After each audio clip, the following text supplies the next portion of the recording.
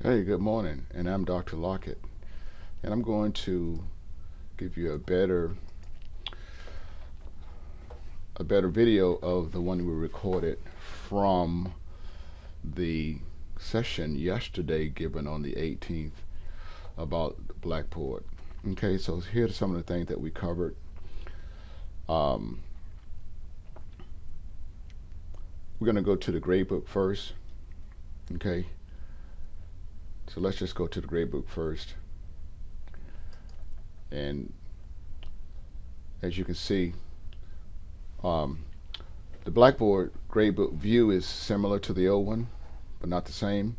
You have this view here, which is what I'm in under gradebook items, and you also have that view there, okay, where you can see all the students. Okay, if we go to this, you can also go to the student view if you want to just go to a single student and grade them. Now, one thing of note here, even though students have been removed from your class, they are still in the gradebook, and this is how you can tell right here. If you don't see these three dots there, the student was in the class, but they have been removed from the class. And so that's just one thing I note. This student was in the class. They did work, so you can see that they did work, but they have subsequently dropped this class. This student here has dropped this class. Okay, so they were in the class, but they dropped this class. All right. So that's that. The question was, another question was, can we grade, or, or can we email all the students at once? For example, let's say you have this student right here. Let's just go to student Willie Lockett. That student Willie Lockett, he hadn't done anything, so I'm gonna email him and tell him, hey, you need to turn in some assignments. But what if I want to email other students in the class that I see that need to turn in assignments? Okay, I can go to all course members and email all the students, or I can go individually and email the students from the gradebook. Okay, all right. Another question was, can we hide students that are not left in the course? Um, I'm done. I have to do some research on that one, like the student here. Um, I don't know if you can hide them or not. I haven't figured that out yet. Um, we haven't figured that out yet. Okay. Also, you can see that this student is not in the class because they've been grayed out, but they're still here. So I haven't figured out how to hide them as of yet. Okay, that was another discussion.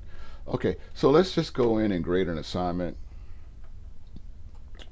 Um, Here's an assignment. Well, this student here was in my class, but um,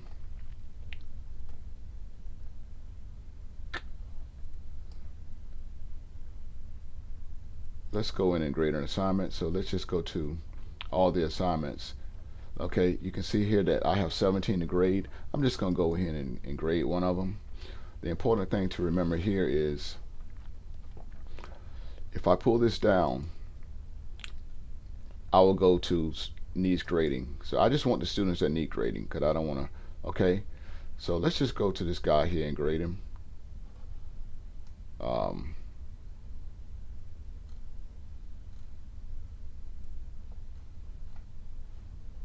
let's just go to this guy here. Okay, and so I'm gonna grade the student.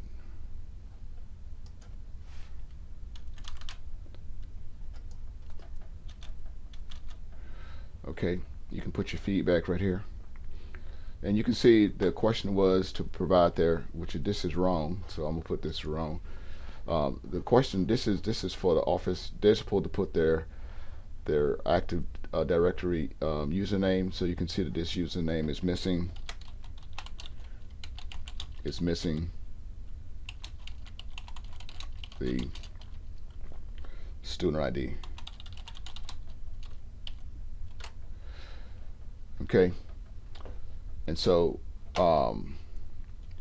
you put save. Now the important thing to remember is after you grade each student, you have to post. Um, you have to tell it to post the grades. Um, as you can see, all these are posted. Okay, that's the important thing. It'll tell you right there how many to post. You're only going to have to post grades that you manually grade yourself. Um, let's see, that's one right there. Let's just see, can I grade one? So I'm going to grade this guy here.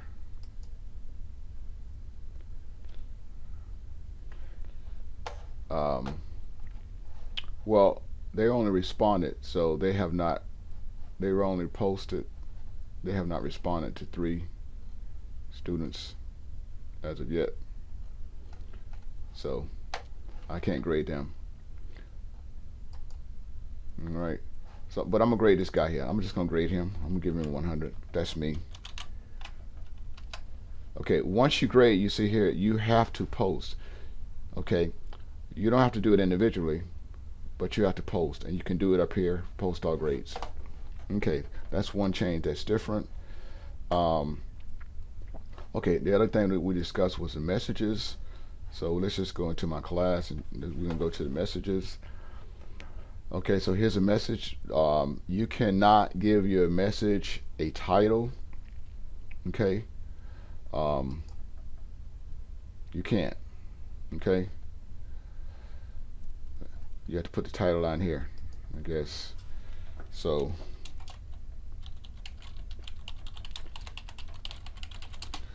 put the title right there. You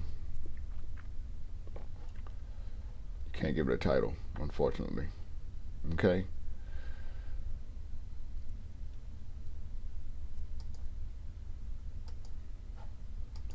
That's the only way you can give it a title. And I just write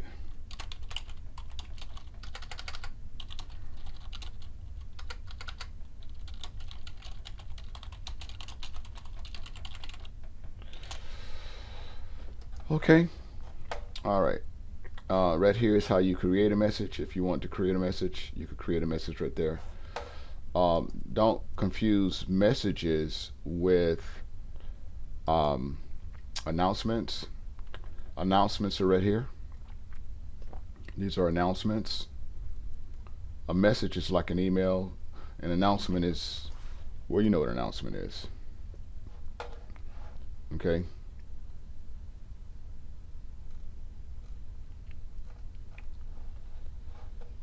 All right.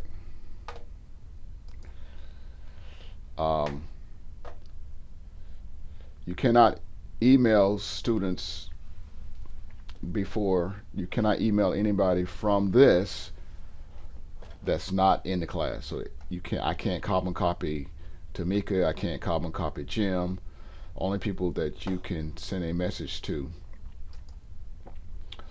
are these folks right here that are in your class. That makes sense. All right, and finally, the other thing we discussed was if you need to add information to your class, like for example, in module one,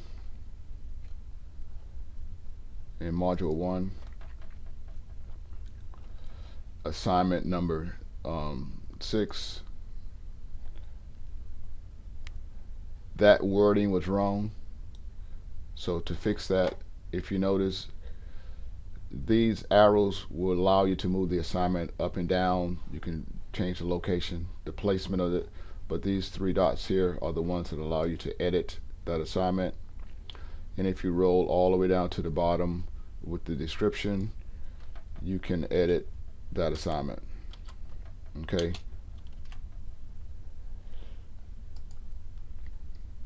And that's that. Okay.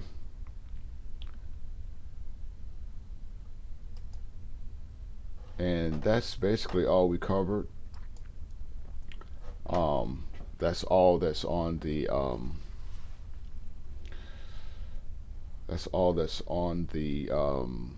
notes that we took yesterday. One thing I probably want to pull up here. Let's see if I still have the letter from Jim. Okay, so that's from Jim. These are the problems that he came out yesterday, or the first day of class, and he saw these issues right here. Um, that's what he, as far as validation is concerned. Um, you want the students to see the video that I made. It's step by step on how to validate. The other thing, he says clicking away or having too many tabs open seems to have some effects. So let the validation run its course. While it's validating, um, have the students do something else. Um, Also, I don't mean to sound flip, but having seen so many students clicking out of the validation tab or trying to check email, generally meant the student took 2 to 3 tries before being successful. So when you're validating, try to only have one tab open, and that's the validation tab. Okay, so and then the last thing is, what did I do with the notes? We talked about the 10% instruction to do the 10%. Okay, so I sent everybody the instructions how to do to 10%. It's right there. Okay.